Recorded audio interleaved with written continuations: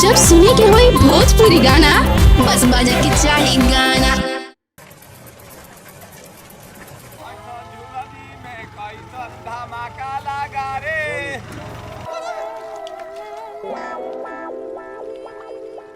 ए भैया है नसुरा।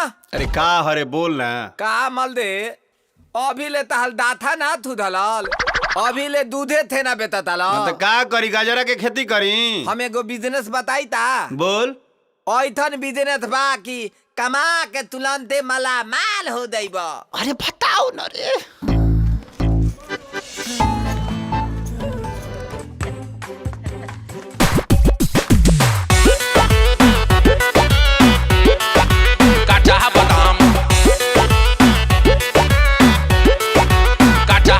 हाली निकला ना घर से बहरिया, बेचे आइल बन गाँव सहरिया।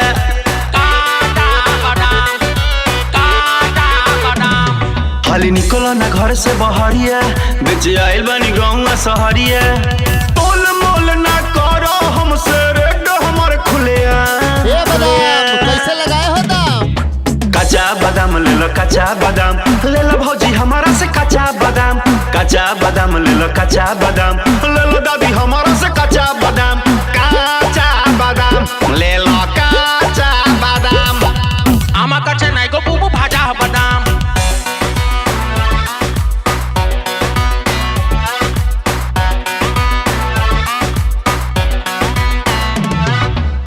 घूमते घूमत हम तो हो गइनी करिया, भइल ना बहनी बंटा गोले शरीरिया। काचा बादाम, काचा बादाम। घूमते घूमत हम तो हो गइनी करिया, भइल ना बहनी बंटा गोले शरीरिया। भूख प्यास से मरतानी देखो भइल शाम। हाय राम, कच्चा बादाम ले लो, कच्चा बादाम ले लो भौजी हमारा से कच्चा बादाम। कच्चा बादाम ले लो, कच्चा बादाम ले लो चाची हमारा से कच्चा बादाम। कच्चा बादाम ले लो, कच्चा बादाम। अरे रबिया, तोर खून पी जाइब हम अभी ले बहनी ना भइल। हे मल दे दिल लदा दे बेटा, ना ता हाले हल्दी ना ला दी।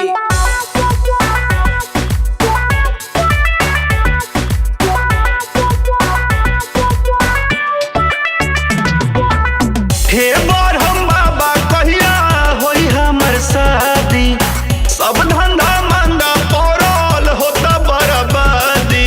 काचा बादाम, काचा बादाम। सुघर सा घर बाड़ा तू घन श्याम हो, मन करे किन ले सौसे बादाम हो। देख गहना, देख गहना मान ले तो हमर कहना दे देती गहना। मान ले तो हमर कहना दे देती गहना।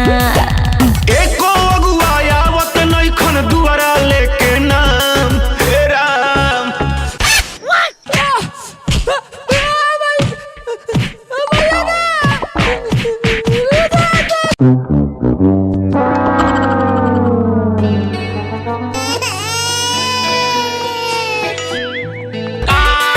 बादाम, काचा बादाम।